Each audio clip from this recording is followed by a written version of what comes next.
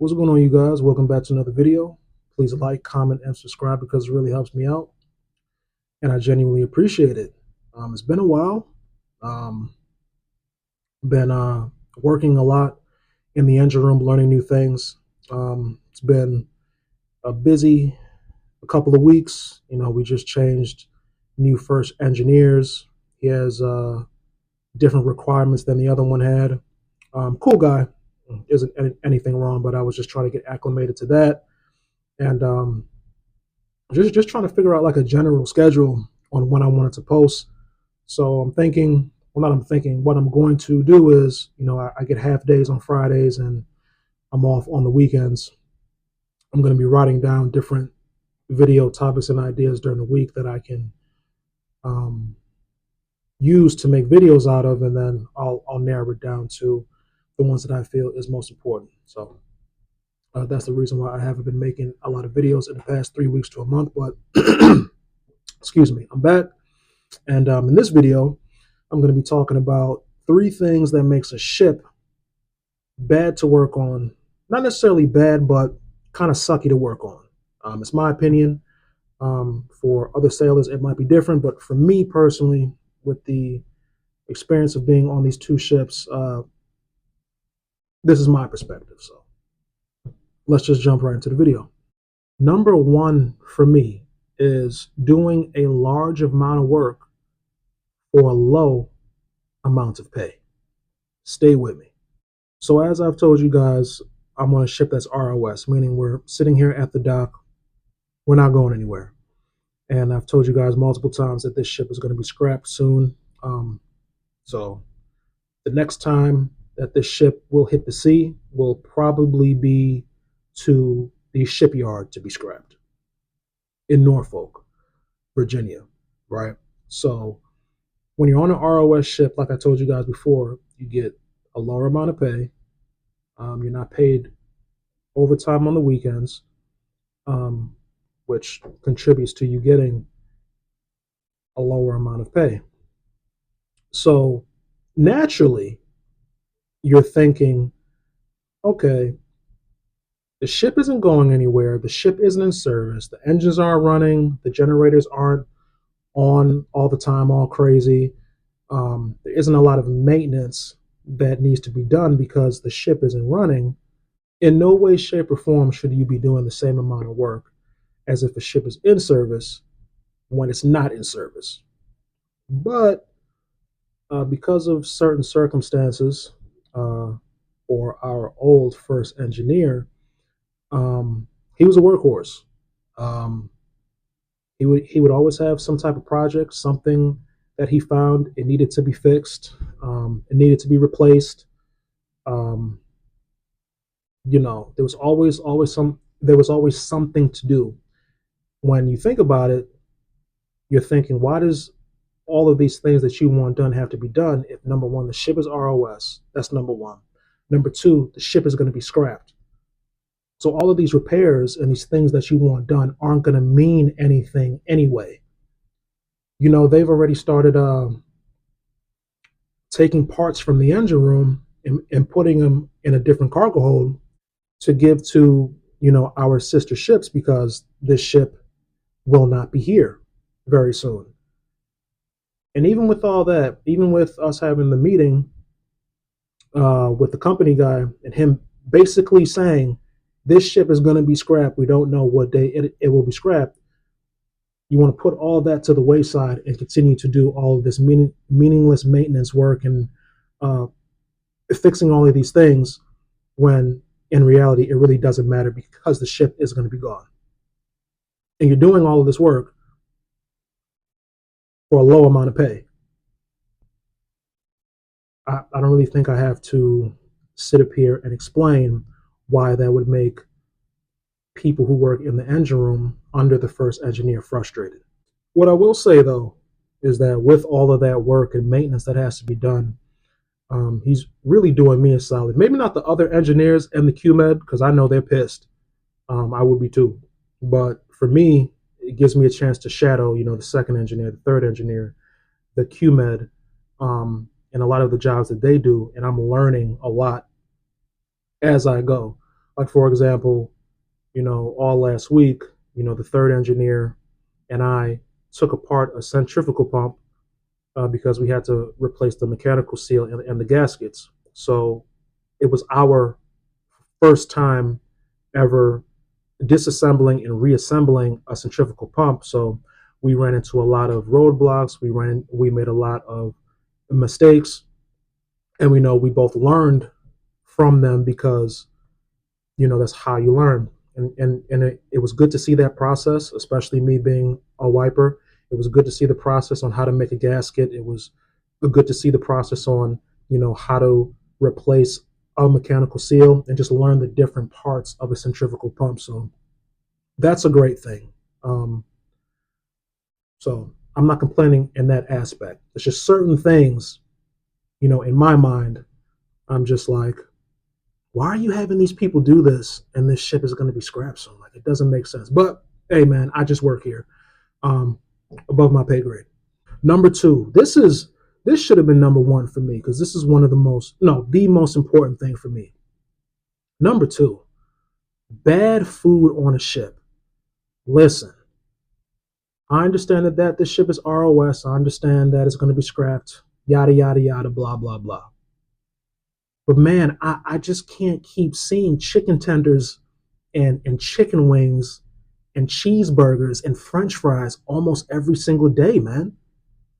It, if you guys don't know, and you don't because I've never told you guys, I'm big in going to the gym. I really watch the things that I put inside of my body. Pause. You know what I'm saying? I work out a lot. I work out twice a day on the ship. Once during lunch and then another time after work.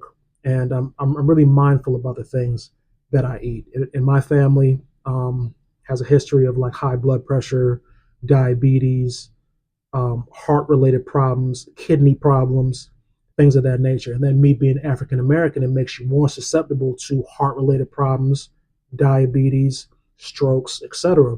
So I really try to be mindful of the things I put in my body. Pause. You know what I'm saying? Especially as far as fried foods, the amount of carbs I eat, the amount of salt I'm eating, that's a big thing for me. And, when you get on a ship where a lot of the food is processed, a lot of the food is fried, um, you know, there's a salad bar, there are fruits, um, and things of that nature. But, sometimes you want, a hot meal that you can actually eat. And for somebody like me who watches the things that they eat, and on top of that, I don't eat red meat, man, or pork. It makes it hard uh, to enjoy the food that is on this ship. Um, and then you start thinking, you're like, damn, like you're one of the few people on this ship that actually gets overtime. Like the galley department, there are no days off. You have to feed the crew every single day. So you're getting overtime. You're getting all of this pay, and on top of that, they're short one guy because there is no steward assistant. So it's just a chief cook and a chief steward. So they get extra pay uh, because they're short in their department. And it's just like the quality of food that they just throw out there to me is just subpar. I'm just gonna keep it real with you. I'm gonna be honest. It's annoying, and it's not just annoying to me. It's annoying to everybody else who I've spoken to on the ship, and not me like bringing the a subject up to them. They'll just say, "Man, the stuff that we're about to have for lunch today, I'm not trying to eat that," or the stuff for dinner, I'm not trying to eat that. It's the stuff that they're saying too. So number two for me should have been number one.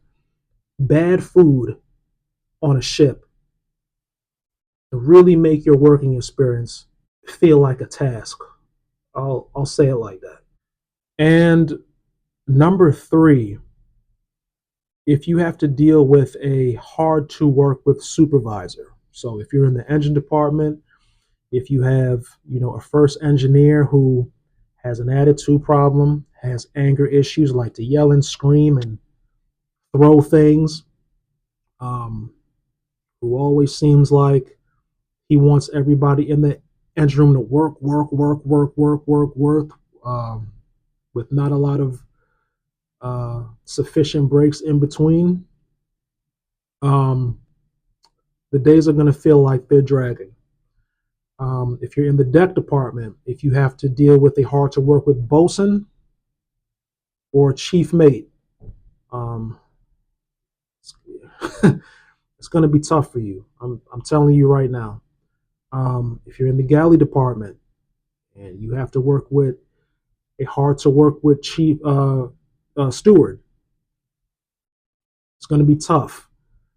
It's going to be tough. It's so annoying to deal with somebody like that. On my first ship, I had a chief engineer, and just a quick backstory.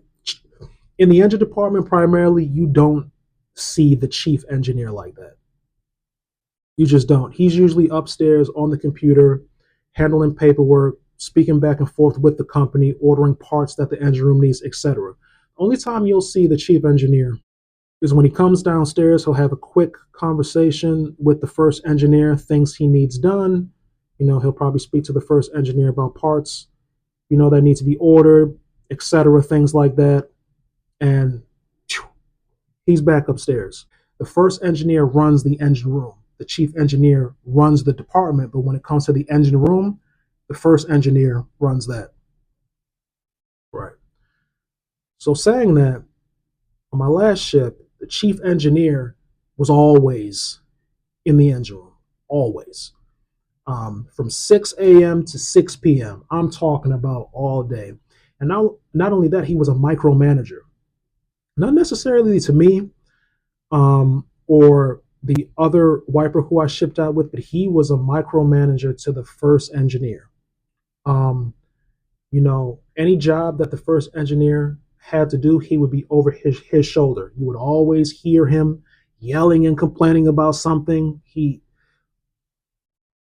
I like to say he was bipolar, if that makes sense. Like he would just throw like tantrums to himself. When things didn't go his way, he was just annoying to be around. It was to the point where, during every single break, I used to go up to my room because I wasn't trying to deal with him. I wasn't trying to deal with him. The QMEs weren't trying to deal with him. We really felt bad for the first engineer because he would be in the engine control room with the chief engineer and have to hear all that bitching and complaining. He was annoying, right? And then on top of that, he just had like these strange views. Um, you can tell he was sheltered for a long time. He really didn't have a lot of outside experience. He was just awkward, right? And working with him again, like he wasn't breathing down my neck, but just being around him, hearing him talk all the time, it was just annoying.